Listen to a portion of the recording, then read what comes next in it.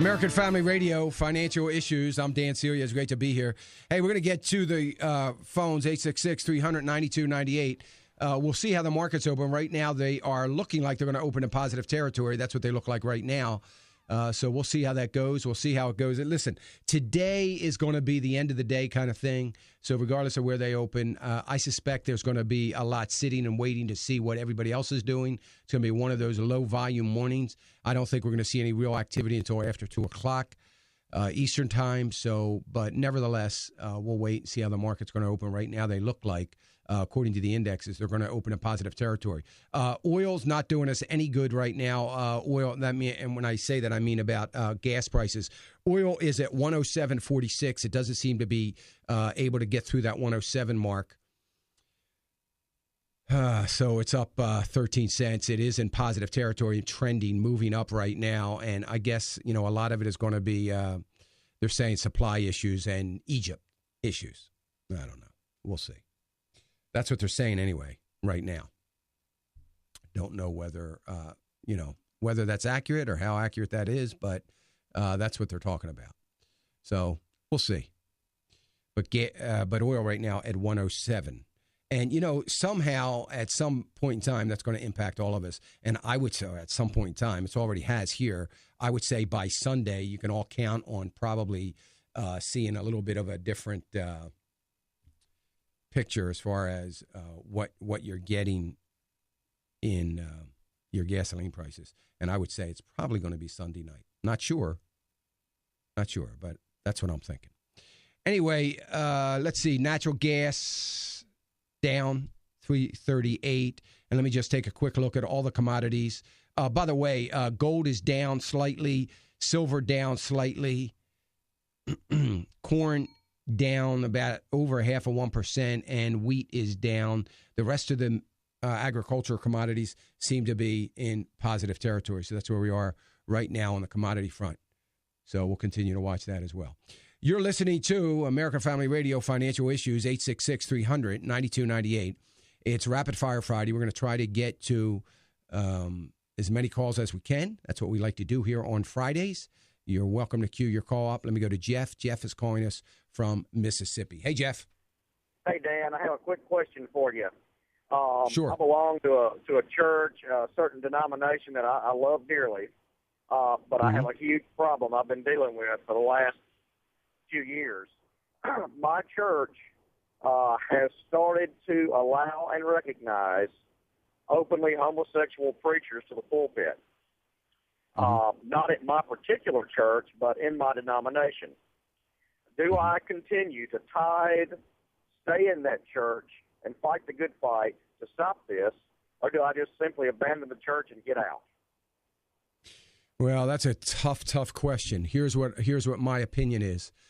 I believe that if your church, and I'm not talking about your denomination, I'm talking about your church, your pastor, and what is going on there, is preaching the gospel in a sound way and lives are being saved, I think you need to support it. And I think you need to continue to support the church. Now, I would have to ask your finance committee how much of your tithe goes towards the denomination, because I think that's a huge issue. So whenever you got a denomination involved, I would suspect, as it would be in my case, I don't want to support a denomination that is supporting things that are unbiblically. This is supposed to be a church of Jesus Christ. So if your tithe, if a portion of your tithe is going to the denomination, or if you cannot designate that your tithe, because a lot of times you can restrict your tithe, if you can't designate that it stays inside your home church, then I would have an issue. But I would say, as long as your pastor is preaching sound doctrine, then I think you stay. But I would say I'm not. I think that one of the ways that we need to vote as Christians and to rise up is with our feet. Now, a lot of people disagree with that. They want to hold their tithe, or they want to do this, or they want to do that. I don't know. I don't believe that we are called biblically. As a matter of fact, I know we're not in Corinthians and Timothy and some others to be associated with what is evil. And I think that, we need one of the biggest problems with one large denomination is that there's not enough people that are willing to leave over the, some of the things that are going on there. And I think as long as those people stay, there's no incentive for the denomination. The denomination doesn't care about the local church and what is happening, but there's not going to be any real incentive as long as people stay there. So sound doctrine is sound doctrine. I go to church to worship. I go to church to hear God's word. I go to church to hope that as a body of Christ, that we can be a light to the world. When that stops happening, then I'm going to have severe issues. I don't know if that answers your questions, Jeff, but gives you my insights. Very helpful. Thanks, Dan. I appreciate it. All right. You're welcome, brother. Thank you. And I appreciate your thinking about that and your concern. Let me go to Rick. Rick's calling us from Illinois. Hey, Rick. Yeah, go ahead, Rick. I've got a situation. My wife, she worked at a hospital, and they cut back the workforce, and I was on her health insurance policy, and it expires the last of September. I am possibly facing neck surgery, and I was wondering, can I go ahead and buy insurance individually, or do I have to wait for Obamacare, or I don't know what the situation is on that. So her insurance expires when? The last of September. Well, and they're not going to you're not going to have opportunities to maintain that coverage with COBRA for a period. Well, we can, but it's like $1,200 a month, and we just can't afford it. Yeah, I no, she's not going to be. You're not going to be forced to go on Obamacare, but they're going to try to push you into a state exchange, and Illinois is going to be pretty aggressive about getting you to do that. I would certainly start looking now at some other coverage, some individual coverage. It's going to be difficult because you've got that pre-existing condition, unfortunately. Yes, yeah, we have been checking into some policies, and some policies don't have a whole lot of coverage, but I can afford it, you know what I'm saying? But, yeah. But that real big policy, I don't, because I just make minimum wage. I'm actually making less money now than I was 10 years ago, so. Well, I would just say to you, Rick, if you can't get the surgery done before, like right now, certainly, the insurance will have an obligation to continue to pay those expenses once they start paying. So your first course of action might be to hurry the surgery along to get it done before the end of September. But I would, you're in a very difficult place. I mean, I would probably maintain the COBRA at least for one more month if you can scrape it together, just so that you can get through the month of October with something. In the meantime, try to figure out where you might go. I would tell you not to spend a lot of money on a policy where the coverage is very weak. It's easy. It's like all insurance products. It's pretty easy to get coverage of some sort. But if the coverage isn't going to help you, you're going to end up either going into your pocket or racking up debt. So it's silly to be paying, even if it's a minimal amount, for insurance that you're not going to get any help from. So you need to look at those less expensive policies very, very carefully. So I would certainly take a real close look at any policies that are coming that you have an opportunity to get. So you're in a tough spot. I know they're going to want you to start going into the state exchange, but I would try to avoid it if you can. I think we all need to avoid it. Yeah, but now we haven't signed up on the COBRA. They talked about it, but is that something I'd have to sign up? I mean, I know I need to sign up right away, but if you need. If the surgery is scheduled, like if I can get it done before this insurance expires, they have to continue paying charges. Well, you might want to ask. You might want to ask them, but that's how I understand it. You might, now any other thing that comes up that's unrelated, obviously, to the surgery, they're not going to pay for. but check with them. Don't go. I'm not an insurance expert, but that's the way it's been for years. But you might want to check with the company and ask that question.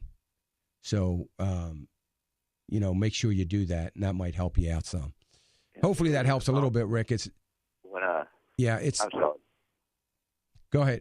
Well, it's a tough situation that you're facing, and there's a lot of Americans facing it as well. And, the other side of the coin is Illinois State Exchange might not even be ready, and chances are it's not going to be. So, that's going to have an impact as well. And Rick, Rick just mentioned, folks, thanks, Rick. I appreciate your call. Rick just mentioned, folks, that his wife, a healthcare worker, is being laid off. There's a report out of AP talking about Baptist healthcare system in Memphis in particular, but they employ about 14,000 people and statewide. And the Baptist system is saying, they are laying off 23 managers in Memphis alone, managers, not workers. This is over and above workers, but they are laying off 23 managers, and they're citing that the issue include deferring. The issues that they're facing is people deferring elective procedures, declining government reimbursements. So the reimbursements that the government is sending these hospitals continues to decline, and increased demand for unreimbursed care, and employees and employers moving employees to higher deductible plans and insurance. So again, that goes to where employees, aren't considering health care.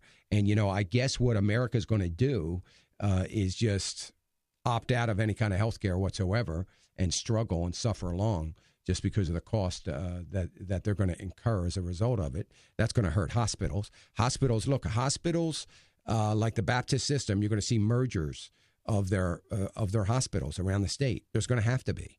As we're going to see more and more of that. I want you to keep in mind, as we see a contraction in hospitals that have their doors open, if we see a contraction in clinics and doctors' offices, which we will, not might, which we will see, and now we're adding 40 million more people onto the rolls, does anybody believe that our health care is not going to suffer?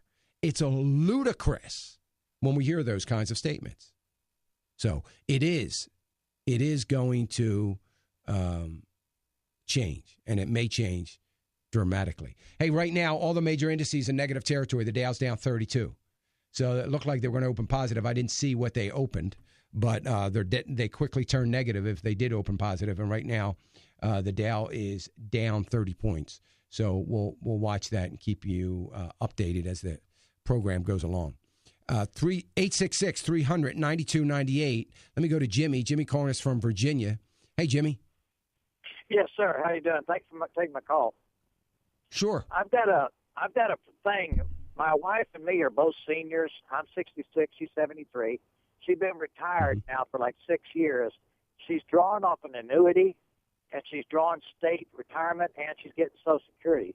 The annuity and state retirement, she didn't have them take taxes out on it. I still work a full-time job, plus I'm drawing Social Security. When they fill out our income tax, when they fill out mine, we're doing okay. As soon as they put hers in there, we go negative real fast. What I'm worried about is if the Lord takes me home first, she's going to be stuck here paying a lot of income tax every year. Is there any way we could figure this out, reverse it, or something about it, or what? No, there's nothing you can do about it because the annuity, the annuity, the payments are, income that you've never paid tax on, income tax. You've never been taxed on that money yet, and the IRS wants it. Now, I would say, and it's very, very odd, that the annuity company with a state pension didn't demand, so to speak, that they withhold taxes at least a minimum of 10%. So I would make a phone call immediately to them and say, we want to start withholding taxes. You got to do that. I mean, worst case scenario. We can do that to the state? Yes, absolutely. You can call the state and tell them that you would like to start withholding taxes, and you should be able to name an amount, anything above 10%. 10% would be the minimum. So you need to have them immediately start withholding taxes so that when they get you'll get a 1099 at the end of the year, at least showing how much taxes have been withheld. and, hopefully you'll get some of it back, but, you might not have to write that big check. So you need to do that so that you can be beginning to adjust to a little bit of a lower income as a result of those taxes, so that you can kind of, why you're still around. And chances are, Jimmy, you and I are going to get called home first before our wives. So it's great that you're thinking about that. But I would do that first and foremost, have them withhold those taxes. Excuse me. When I start drawing Social Security, when I'm drawing Social Security, and this is my first year I drew it, so whenever I file out income tax this year, is it going to help me or is it going to make me have to pay more? It's probably going to make, how much money do you make over $30,000 a year? Yeah. Yeah, well, what it's going to do is it's going to make some of your Social Security taxable income. So once you go over a certain limit on Social Security, it makes some of it taxable. So that's what's going to happen not all of it. It almost never makes all of it taxable, and it's a sliding scale, but it will make some of it taxable. For sure. So that's what's going to happen this year as well. So the way you offset that, Jimmy, and I got to run, but the way you offset that is to have your employer withhold more taxes. So if you're declaring one dependent, change your W-9 to 5 dependents so they withhold a little bit more tax. I got to run. Thank you, Jimmy. I appreciate it. We'll be right back after this. Hi, this is Dan Celia for the American Family Association. Listen, it's getting so hard to be a good and effective steward of what God has given us. But listen, how about creating a permanent income for